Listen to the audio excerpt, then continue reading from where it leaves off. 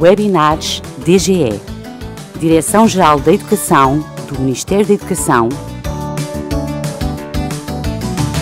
divulgação de projetos, iniciativas e boas práticas na educação portuguesa.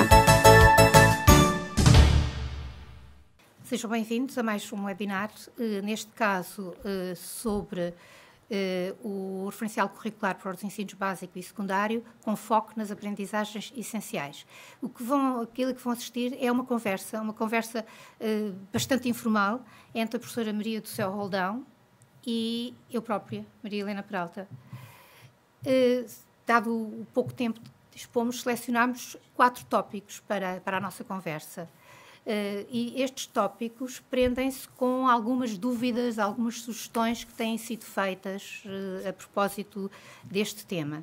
E os tópicos são a questão do emagrecimento do currículo, o conceito de aprendizagem essencial, a relação íntima entre o perfil dos alunos à saída da escolaridade obrigatória e, por último, a questão da disciplina, da interdisciplinaridade, disciplinaridade, etc.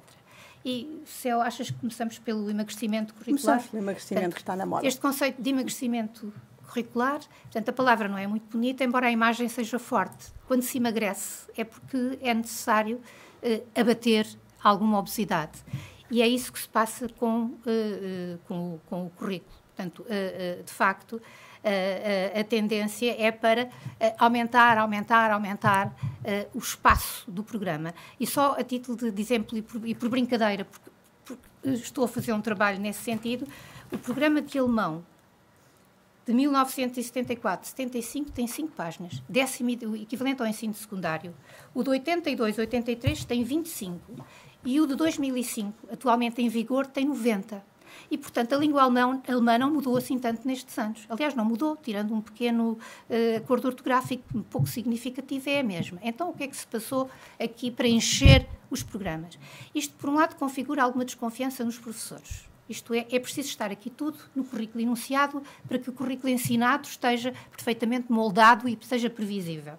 Portanto, abre espaço para o previsível e muito pouco espaço para que os professores façam aquilo que sabem e devem fazer, que é ensinar, que é organizar, que é decidir sobre o processo, sobre as estratégias de ensino. Por outro lado, este enchimento do currículo é, ao mesmo tempo, um empobrecimento. E, por outro lado, se nós, de facto, emagrecermos o currículo, possivelmente nós, enfim, estaremos a enriquecê-lo, porque o currículo não é apenas um enunciado de conteúdos declarativos, é também, ou é tão importante como os conteúdos declarativos, são os processos de aprendizagem, como é que os alunos aprendem, como é que se organizam, como é que, enfim, como é que aprendem e os processos e as capacidades cognitivas que põem em equação quando aprendem. E o facto de os professores terem, de facto, um excesso de material nos programas, tal como os professores dizem, não podem dar o programa. Portanto, há aqui esta dicotomia entre dar aquilo que é dito como dar o programa, isto é, ensinar, e o tempo disponível para tal, e por isso a tendência é para, de facto, enfim, deixar de dar importância aos processos de ensinar e aos processos de aprender. E a verdade é que quanto mais intensos, mais extensos são os programas em termos de, enfim, de número de itens a ensinar, mais elementares são os processos cognitivos. Portanto, a complexidade cognitiva é, de facto, secundarizada ao conhecimento declarativo. E, portanto, enriquecer os programas com portanto, este processamento, este tipo de aprendizagem implica, de facto, um entendimento sobre o que é mais importante. Porque se tudo é importante, nada é importante. Se tudo é igualmente importante, então o que é verdadeiramente relevante? Portanto, o que é essencial? Antes de passar para o que é essencial e pegando nesta tua reflexão, justamente o que tem acontecido com o engordamento curricular, ou com o transbordamento, que também é uma expressão que usa o Novo, muito, muito feliz, é por duas razões principais. Por um lado é porque o conhecimento, o currículo é conhecimento de muitos tipos, mas é sempre o conhecimento necessário para os nossos aprendentes. E o que acontece é que o conhecimento, em algumas áreas científicas, triplica em cada 2 anos ou em cada ano. E, portanto, se a lógica for cumulativa, aditiva, nós daqui a 100 anos não há espaço escolar para se poder, nem a 100, nem a 10, para se poder colocar todo o novo conhecimento. Portanto, implica ser seletivo desse ponto de vista, e é aí que já entramos nas essenciais. Mas também no conceito do novo, e que eu acho que também faz falta aqui, quando se fala de emagrecimento, o que tem havido também é um fenómeno social de colocar sobre o currículo escolar tudo aquilo que todo tipo e fonte de conhecimento que vem da sociedade, que vem das alterações sociais, que vem de outras necessidades que vão surgindo, desde as ambientais, às rodoviárias, às outra coisa qualquer, que faz inchar o currículo, digamos assim. Portanto, por um lado, o conhecimento se tornar muito maior, maior, entre aspas, e por outro lado, virem para dentro da escola todos os tipos de conhecimento. Portanto, este emagrecimento significa, como a Helena dizia, e eu acho que muitíssimo concordo, o emagrecimento não pode ser olhado, como tem às vezes sido, muitas vezes pelos críticos, como o corta. Portanto, temos 40 metas, passamos a ter 20, isto já emagreceu imenso, não se trata disso de todo. Temos 50 itens no programa não sei quando, agora passamos a ter só 30. O emagrecimento, que até como também no nosso corpo, não é retirar o que é supérfluo e manter o que é e reforçar aquilo que é necessário. Posso ainda dizer uma coisa, de certo modo enriquecer. De facto o processo de ensino, e no fim é perceber não só o que é que os alunos aprendem, mas qual o grau de exigência cognitiva que envolvem as tarefas que os alunos têm que realizar. E isso normalmente é posto de lado porque é preciso o síndrome do enciclopedismo, do cover-it, não é? Cumprir. Eu às vezes digo aos alunos que não costumo nunca cumprir programa, mas tento cumprir as aprendizagens de que eles precisam. E isso é currículo. Mas já é outra discussão. Portanto, isto conduz-nos à importância das aprendizagens essenciais, ou do que é que se chama aprendizagens essenciais. Articula-se claramente com esta lógica de um emagrecimento inteligente, benéfico para a saúde. Não se trata de eliminar conhecimento, mas de enriquecer conhecimento. E, nesse sentido, aquilo que é difícil de fazer neste momento, porque toda a tradição curricular tem sido muito marcada pelo enciclopedismo, de facto, e isto é um problema também transcende Portugal, e a questão do emagrecimento está a ser discutida na OCDE, na Unesco, em todos os fóruns de discussão. A questão do essencial tem que ser olhada do ponto de vista curricular, ou seja, para que é que os alunos aprendem aquilo que a escola lhes ensina. E esta é a questão que eu chamo a questão curricular central, isto é, ensino inglês porque, ensino matemática porque, ensino história porque gosto, ou todas estas áreas do saber e outras, e as suas ligações interdisciplinares, devem estar ao serviço das finalidades formativas, das finalidades do cidadão que nós queremos realmente formar. E depois isto é aprender com a ligação das essenciais ao perfil. Mas há uma grande dificuldade em definir o conceito de essencial e em distinguir o essencial do acessório. Até porque em muitas áreas do conhecimento o essencial é aquilo que estrutura aquele campo do saber, mas não dispensa determinados elementos que são mais acessórios. O problema é que nós temos que colocar no centro aquilo que é verdadeiramente essencial. Algumas ideias para ajudar a perceber também o modo como tem sido orientada e transformada, ainda vai continuar a ser com a experiência das escolas, a construção de aprendizagens essenciais nas diferentes disciplinas e também nas áreas de autonomia curricular que hão de cruzar essas essencialidades, porque não é duas coisas opostas. Elas são, entrando já na disciplinaridade, não é só nas áreas transversais ou em áreas de integração que vamos discutir questões da essencialidade do currículo. É em cada uma das disciplinas para que elas todas juntas façam este caminho. Portanto, o que me parece que deveríamos colocar como critérios, um deles eu costumo indicá-lo de uma forma, às vezes, excessivamente pragmática. Não é essencial aquilo que, se desaparecer, não faz falta. Isto é, não faz falta para a compreensão. Portanto, no conceito de essencial, mesmo o conceito filosófico, o essencial e o acessório, está alguma coisa ligado àquilo que define aquele campo de saber, àquilo que estrutura aquele campo de saber. É necessário, para estudar física, por exemplo, com certeza que há conceitos centrais de física, conceitos ligados às forças, aos movimentos, etc., sem os quais ninguém percebe nada de física. Na história, se não tivermos os conceitos de transformação, de tempo, de causalidade, sem eles o resto fica tudo desligado e não é verdadeiro conhecimento.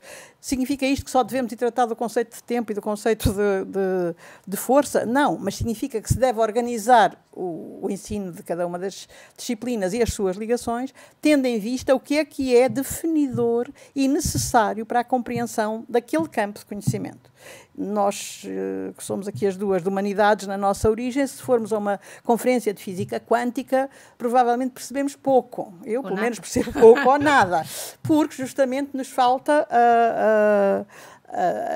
a possibilidade estrutural, os conceitos estruturais com os quais se entende aquela disciplina. Mas posso ir ouvir uma coisa de línguas, se calhar mais facilmente, tenho mais dinâmicas, mais estruturantes, que adquiri nas várias disciplinas. Portanto, uma das coisas será essa. Outra é que o conceito de essencial se deve construir em torno dos conceitos que vivem nos conteúdos e não em termos dos conteúdos. Portanto, os nossos programas tipicamente têm listas de conteúdos. Agora é a Guerra dos 100 Anos, agora é isto, agora é aquilo. Então a gente agora tira este e sai. De modo nenhum. Portanto, nós temos que ter uma lógica em que dos diferentes conteúdos que constituem aquilo que se considera necessário, se não deixe perder aquilo que é absolutamente conceito-chave para aquele tópico ou para aquele tema ou para fazer a ligação ao seguinte. E esse é outro critério de essencialidade. São os conhecimentos / conceitos, porque os conhecimentos não são nomes de temas, os conhecimentos são o que é que a gente aprende no tema. A Guerra dos 100 Anos ou a Independência de Portugal não é um conceito. As aprendizagens são aquilo que a gente faz dentro desse conteúdo, ou dentro da expressão oral, ou dentro do que for. E isso significa que temos que ter, efetivamente, uma clarificação dos processos cognitivos essenciais para o acesso àquele conhecimento, como já a Helena dizia há pouco, a propósito do emagrecimento.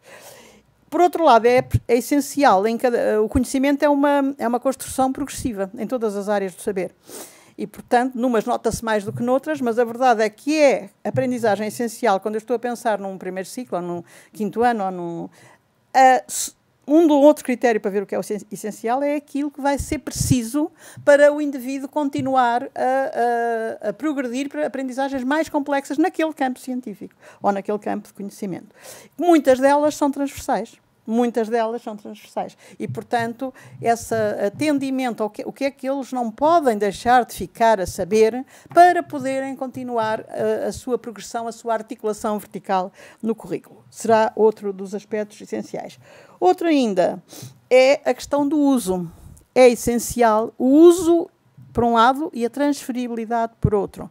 Portanto, um conhecimento essencial, e isto na ciência em geral, não só no currículo, um conhecimento essencial é sempre passível de ser usado. Não quer dizer que seja usado só de formas práticas, que seja só aplicado, mas tem que ter a capacidade de poder ser rechamado para adquirir outro conhecimento, para resolver um problema, para aplicar numa situação. Portanto, o conhecimento, ele próprio se define, em larga medida, pela possibilidade de uso que oferece e, consequentemente, de transferibilidade. E aí começamos a entrar na questão do disciplinar e interdisciplinar, porque não são as disciplinas que são o mal, de maneira nenhuma. Elas são, como diz o Michael Young, muito controverso hoje em dia, mas, enfim, são a essência do conhecimento a que se chegou, até na nossa sociedade ocidentais. Portanto, elas são lentes muito boas de saber. O que elas têm é que ser lentes que se põem de uma forma prismática a olhar para os fenómenos, para os interpretar. E, portanto, é também a transversalidade, a possibilidade do conhecimento ser transferível que também define o que é essencial. Vou só fazer uma pequena nota, uma breve nota, sobre a questão do perfil dos alunos à saída e da sua relação com as aprendizagens essenciais. Portanto, isto é, não há perfil dos alunos por um lado e aprendizagens essenciais por outro. Ambos pertencem, ambos os documentos integram o chamado currículo dos ensinos básico e secundário. E, portanto, se ambos integram, nós não podemos deixar que o perfil seja considerado no fim da aprendizagem se ele não for cuidado durante todo o processo e não for precisamente integrado. Isto é, tem de ser, desde o primeiro momento, desde o princípio da construção de uma progressão de aprendizagem, o perfil dos alunos tem de ser, de facto, articulado de uma forma integrada, de uma forma coerente e consistente, e não trabalhado em separado, como uma vez... brincadeira, vou contar outra vez a história de uma professora que nos perguntou como é que eu dou o perfil. Ora, o perfil não se dá, não há o perfil... Ao perfil chega-se. Ao perfil chega-se e chega-se porque se vai trabalhando o perfil. E daí, e só esta pequena nota, que se virem nas aprendizagens essenciais, no layout das aprendizagens essenciais, há uma coluna que é uma coluna fundamental de referência a estratégias de ensino orientadas que articulam os conteúdos disciplinares com os elementos fundamentais do perfil. Isto é, prepara-se um aluno para ser comunicador, para ser um pensador crítico, não em abstrato, não a partir do nada, mas a partir dos conteúdos das disciplinas ou da relação entre várias disciplinas, e é a partir daí que o aluno vai desenvolvendo estas facetas do seu perfil. Não sei se queres acrescentar alguma coisa? Queria acrescentar que esta é a minha área favorita de embirração, se quiserem, no bom sentido, e que por isso nós incluímos e convidamos e continuamos a convidar nós e quem trabalhou nas aprendizagens essenciais, que não fomos, obviamente, só nós, nem sobretudo nós, não fomos mesmo nós, mas apoiámos, depois ajudámos. Mas a inclusão desta vertente das ações estratégicas é fundamental. Eu diria que se ela não for trabalhada, atrevo-me a dizer isto hoje aqui, cai por terra tudo o que é o perfil. Porque perfis idênticos, não direi idênticos, sou completamente subscritora do perfil, mas já vi perfis, e todos vocês, do mesmo tipo, nas sociedades democráticas, pelo menos desde os anos 70, 80, em que a concepção, na própria reforma de 89, a primeira coisa que eu escrevi curricular era um parecer sobre o que era o perfil de saída. Eu e mais 30 criaturas que foram convidadas a dizer o que é que achavam. Portanto, o perfil de saída e os princípios são mais ou menos consensuais, com ajustes e com modernizações. A questão habitual e que volta a pôr-se e que é central para mim desta transformação curricular que está a ser iniciada no terreno em boa hora, para mim, é que isto leva a uma ação transformativa do modo como os professores e as escolas relacionam a sua matemática, o seu inglês, a sua história e os seus espaços comuns, no modo como trabalham com eles, com que tipo de aluno é que eu quero que saia daqui. E isto não é um modelo no sentido formatado, mas é no sentido que, se eu quero que está previsto, se o perfil com que todos concordamos são indivíduos críticos e com sentido de participação, então ele tem que ter ocasião de aprender a ser participativo. Se queremos pessoa... E onde é que tem a ocasião? É no conteúdo. Nós podemos pôr lá os conteúdos que nós quisermos a falar da participação. Uma colega que eu uma vez vi, meninos, calem-se todos, porque agora vamos dar uma aula sobre a liberdade. E pega-se num texto sobre a liberdade. Não é. É através das ações que se desenvolvem. E as ações estão nas estratégias. E eu julgo que era muito importante chamar a atenção para todos que nos estão a ouvir e que estão a trabalhar no terreno, que são aqueles que vão ajudar mais a construir ou a refazer estas ideias, que é fundamental que o modo como desenvolvem as suas matérias, que é a palavra clássica, seja dirigida àquela pessoa às características, aos descritores. Queremos que saia uma pessoa bem informada. Queremos que saia... Então, eu não posso dar-lhes informações irrelevantes. Queremos que saia, assim, tipo fake news do Trump, não é? Ou queremos que saia um indivíduo crítico. Como é que eu faço na minha aproximação aos assuntos, nas tarefas que lhes peço, para que eles desenvolvam as tais capacidades mais complexas, quer no processo de conhecer, quer no processo de discutir. Portanto, é através das estratégias que se faz a ponte, digamos assim, entre o conhecimento mais declarativo e mesmo o processual que está nas disciplinas, que está nas áreas de articulação curricular, que são da autonomia das escolas, e ainda bem, mas não está só aí, está na peça toda, e está, sobretudo, no conjugar e encontrar processos de trabalhar que façam com que os alunos, eu diria, sejam obrigados, entre aspas, a pensar sobre o que estão a aprender. E não sejam convidados a esperar que aquele conhecimento dito se abata sobre eles e depois se traduza numa nota. Isso tem a ver com a ligação à avaliação, que tem que ser pensada também. Pois, o perfil trabalha-se. Em relação à avaliação, não é aquilo não é aqui, falei, mas só uma... enfim, há pessoas muito preocupadas com a avaliação. Ora, portanto, o currículo não tem que se adaptar à avaliação. Sobretudo, a avaliação é que tem que se adaptar ao conjunto global do currículo. Portanto, se há mudanças, possivelmente essas mudanças vão ter implicações no modo como se avalia. Portanto, enfim, penso que noutra altura se falará sobre esta questão. Mas com certeza que não é,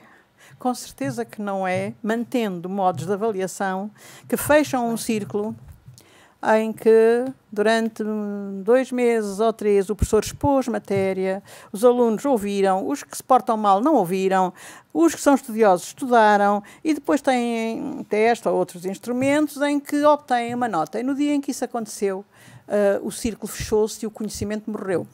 Ou, pelo menos, pode ter morrido com grande possibilidade. Como faziam antigamente os alunos, eu próprio o fiz, deitar fora os livros e os apontamentos no fim de terminar uma cadeira de que eu não gostava. Mas acho que não é isso que a gente quer. Portanto, avaliar bem é avaliar o que se aprendeu e a capacidade de usar o que se aprendeu. Portanto, trata-se só de ajustar ao próprio conceito do currículo, como a Helena dizia, e eu concordo completamente. Acabamos a nossa conversa, que há de dar para muitas outras sequelas, com certeza, sobretudo no terreno. Eu penso que isto se vê e se tem que ver a trabalhar com os alunos.